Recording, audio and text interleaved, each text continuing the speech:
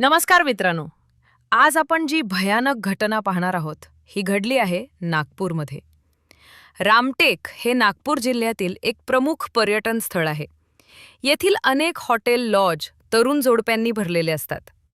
सुट्टीच्या दिवशी सकाळपासूनच नागपूरहून रामटेकच्या दिशेने जाणाऱ्या तरुणांची गर्दी वाढलेली असते. 17 ऑगस्ट 2024 रोजी दुपारी नागपूरच्या मनकापूर भागातील प्रिया नावाची मुलगी ॲक्टिव्हा गाडीवरून रामटेकला गेली होती. पण तिथून ती कधीच परत आली नाही. असं काय झालं त्या मुलीसोबत आज आपण या व्हिडिओमध्ये पूर्ण जाणून घेणार आहोत. पटकन एक लाईक करून निवांत बसा, कारण या घटनेचे डिटेल ऐकून तुम्हाला धक्का बसणार आहे. प्रिया ही तिच्या वयाच्या बाकीच्या मुलींपेक्षा खूप वेगळी होती. तिला तिचे आयुष्य तिच्या इच्छेनुसार जगायला आवडत होते. तिला कसलेही बंधन नको होते. कुणी तिला काही अटकाव केला तर तिला राग येत होता. कदाचित त्यामुळेच ती मनकापूर परिसरात भाड्याच्या फ्लॅटमध्ये एकटीच राहत होती. मनकापूरपासून काही किलोमीटर अंतरावर असलेल्या गोधणी परिसरात तिची आई-बहीण व इतर नातेवाईक राहत होते. प्रिया मात्र तिच्या कुटुंबापासून दूर राहिली. ती दिवसातून 4 ते 5 वेळा आईशी फोनवर बोलायची. पण 1-2 नव्हे तर सलग 4 दिवस प्रिया फोनवर बोलली नाही. तेव्हा मात्र तिच्या आईला काळजी वाटू लागली. प्रियाचा फोनही लागत नसल्यामुळे तिच्या आईची चिंता वाढली.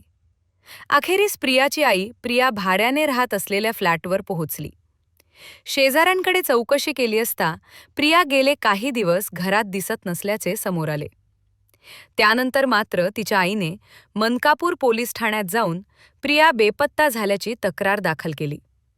प्राथमिक चौकशीनंतर 24 ऑगस्ट रोजी पोलीस ठाण्यात प्रियाच्या बेपत्ता झाल्याची तक्रार नोंदवण्यात आली. प्रियाच्या आईने पोलिसांना तोंडी माहिती दिली. प्रियाच्या बेपत्ता होण्यामागे महेश वडसकर याचा संबंध असू शकतो अशी भीती व्यक्त केली. महेश हा रामटेकमध्ये टर्निंग पॉइंट नावाचे हॉटेल चालवतो असे सांगण्यात आले. त्या हॉटेलमध्ये एक लॉजही आहे. दिवस रात्र नागपूर व परिसरातील तरुण तरुणी त्या लॉजवर येऊन मौज मजा करतात आणि शरीर सुखाचा आनंद लुटतात. प्रिया एकटी राहू लागली होती. ती बिनधास्त आयुष्य जगत होती. त्यासाठी तिला पैशांची गरज होती. 1-2 तास मोज मजा करून हजारो रुपये मिळवण्याचा विचार तिने केला होता. त्यातूनच तिचे पाऊल घसरले होते. या गैरमार्गावर चालताना तिला महेश भेटला होता. महेश तिच्याहून तब्बल 30 वर्षांनी मोठा म्हणजे वयस्कर होता. पण मालदार असल्यामुळे प्रिया आणि महेश यांच्या जवळीक वाढत गेली. एकमेकांकडून दोघांना जे हवे होते ते त्यांना मिळत होते. दरम्यान वर्षभरापूर्वी तिचा गर्भपात झाला असल्याची माहिती पोलिसांना मिळाली. पोलिसांनी संशयाच्या आधारे त्याला ताब्यात घेतले. पोलीस या प्रकरणाचा अधिक सखोल तपास करू लागले तेव्हा अक्षरशः चक्रावून सोडणारी माहिती मिळत गेली. या प्रकरणात होणारे खुलासे धक्कादायक आहेत. प्रियाने इंग्रजी माध्यमातून ग्रॅज्युएशन केले. ती 27 वर्षाची झाल्यावर तिची स्वप्ने फुलू लागली. दूध पावडर कंपनीत काम करत असताना तिला तिच्या रूपाची किंमत समजली होती. तिच्यावर पैसा उधळायला पुरुष तयार होतात हे तिने ओळखले. पैशासाठी तिने नीतिनियमांना मोडून टाकले. तिच्या तरुण देहाचा स्वाद चाखण्यासाठी अनेक वासनांध पुरुष तयार होते. त्यासाठी ते पाहिजे ती किंमत मोजायला तयार होते. ती ज्या कंपनीत काम करत होती तेथील 2-3 तरुणांशी तिने संबंध जोडले.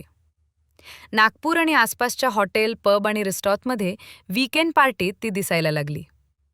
आता एक तरुणीच देह भोगायला देते म्हटल्यावर तिच्या भोवती पुरुषांचा घोळका पडला नसता तर नवलच. ती पैशात खेळू लागली.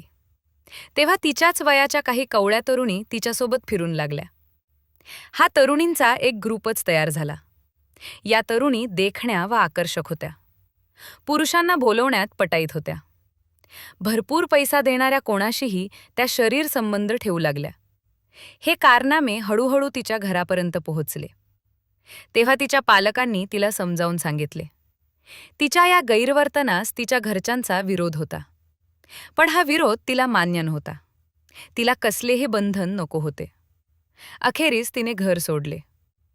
6 वर्षापूर्वी ती मनकापूर परिसरात राहायला आली. आता ती एकटी होती आणि मनमोहजी जीवन जगत होती. ती इव्हेंट मॅनेजर म्हणून पार्टीचे आयोजन करू लागली. या पार्टीतून धनदानग्या आणि उपाशी पुरुषांना देखण्या तरुणी पुरवण्याचे काम होत असल्याचे उघड झाले. तसेच ती सोशल मीडियावर खूप सक्रिय होती. यावर ती आपले फोटो अपलोड करत होती. त्यामुळे तिथेही तिच्या चाहत्यांची संख्या वाढली होती. तर दुसरीकडे सांगलीतील तरुणाशीही तिने संबंध ठेवले होते. त्यासाठी ती अचानक नागपुरातून गायब होत असे आणि काही दिवस त्या तरुणासोबत राहून परत येत असे. दरम्यान तिच्यासोबत दूध पावडर कंपनीत काम करणाऱ्या महेशने ही नोकरी सोडली होती. त्याने हॉटेल सुरू केले होते. प्रिया जे काम करत होती त्यासाठी सुरक्षित हॉटेलची गरज होती आणि हॉटेल चालवायचे असेल तर रूम बुक होणे आवश्यक होते. या विचारातून प्रिया आणि महेश एकत्र आले. आता टर्निंग पॉइंट हॉटेलमध्ये एकमेकांना रगडणाऱ्या तरुण तरुणींना सुरक्षित जागा मिळू लागली.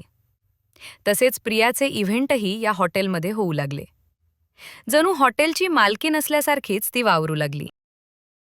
वर्षभरापूर्वी प्रिया गरोदर राहिल्यानंतर तिने महेशवर लग्नासाठी दबाव टाकण्यास सुरुवात केली. मग मात्र त्यांच्या नात्यात तणाव निर्माण झाला. महेश प्रियाच्या सर्व इच्छा पूर्ण करू शकत होता, पण तिच्याशी लग्न करायला तयार नव्हता. मिळालेल्या माहितीच्या आधारावर पोलिसांनी महेशला ताब्यात घेतले, पण त्याने आपल्याला प्रियाच्या बेपत्ता होण्याबाबत कोणतीच माहिती नसल्याचे त्याने सांगितले. पण त्याच ऐकायला पोलीस काय त्याचे नातेवाईक नव्हते? पोलिसांनी त्याला इतका मारला की पार सुजवून काढला आणि मग शेवटी त्याने स्वतःचा गुन्हा कबूल केला. प्रियाने आपल्या हॉटेलमध्ये अखेरचा श्वास घेतल्याचे मान्य केले. या घटनेबाबत सीसीटीव्ही व्हिडिओ आणि विषाची बाटली हॉटेलमध्ये असल्याची माहिती दिली. पोलिसांनी त्याला हॉटेलमध्ये नेले. महेशने पोलिसांसमोरच कपाट उघडले आणि दुसऱ्या क्षणी विषाची बाटली तोंडाला लावली. या अनपेक्षित प्रकाराने पोलिसांनी तातडीने हालचाली केल्या. त्याला ताबडतोब उपचारासाठी रुग्णालयात नेण्यात आले. रुग्णालयात उपचारानंतर त्याला डिस्चार्ज मिळाला. प्रियाने आपल्या हॉटेलमध्ये अखेरचा श्वास घेतल्याचे महेशने पोलिसांना सांगितले, पण तिची हत्या केल्याचे मात्र त्याने नाकारले. महेश म्हणाला, 17 ऑगस्टला संध्याकाळी प्रियाचे माझ्याशी भांडण झाले. कर्मचाऱ्यांसमोर ती मला शिवीगाळ करत राहिली. तिचे म्हणणे होते की मला तातडीने 20,000 रुपये दे. तसेच ती मला तिच्याशी लग्न करायला सांगत होती. मी गप्प राहिलो होतो आणि तिचा राग शांत होण्याची वाट पाहू लागलो. पण तिचा राग शांत होत नव्हता. ती सोबत आणलेले विष पिऊन जीव देण्याची धमकी देत होती. पण मी ते गांभीर्याने घेतले नाही. रात्री तिने पुन्हा माझ्याशी भांडण काढल्यामुळे मी वैतागून खोलीच्या बाहेर पडलो. काही वेळ हॉटेलच्या आवारात फेऱ्या मारत राहिलो. थोड्या वेळाने मी परत खोली गेलो. तेव्हा मला प्रियाने विषप्राशन केल्याचे दिसले. तिला रुग्णालयात नेण्याची परिस्थिती नव्हती. तिला आपला जीव गमवावा लागला होता. त्यानंतर घाबरून मी तिला आमगाव संकुराच्या टेकडीवर नेऊन दफन केले. महेश पुढे म्हणाला, आता मलाही जिवंत राहायचे नाही. माझे स्वतःचे कुटुंब आहे, बायको, मुले आहेत. मी आता कोणाला तोंड दाखवण्याच्या लायकीचा राहिलो नाही. प्रियाला मी खूप दिवसापासून ओळखतो. आम्ही एकत्र कामही केले आहे. मी नागपुरात एका दूध पावडर कंपनीत मॅनेजर होतो. प्रियाही तिथे काम करायची. मी माझी नोकरी सोडून स्वतःचा व्यवसाय सुरू करण्याचा आणि वाढवण्याचा विचार केला होता. जुनी ओळख असल्यानं प्रिया पुन्हा माझ्या संपर्कात आली आणि माझे आयुष्य उद्ध्वस्त केले. मी तिला घर खर्चासाठी पैसे देत राहिलो, पण तिला माझे घर लुटायचे होते. तिने माझे जीवन नरक बनवले आहे. महेशने दिलेल्या जबाबानुसार पोलिसांनी त्याला अटक केली आणि ही केस आता कोर्टमध्ये चालू आहे. मित्रांनो, या घटनेतून आपण पाहिलं की आईबापाचं लक्ष नसेल तर मुलं कोणत्या वाटेला लागतात. ही मन सुन्न करणारी घटना ऐकून तुम्हाला काय वाटते? एक कमेंट करूनच जावा. धन्यवाद.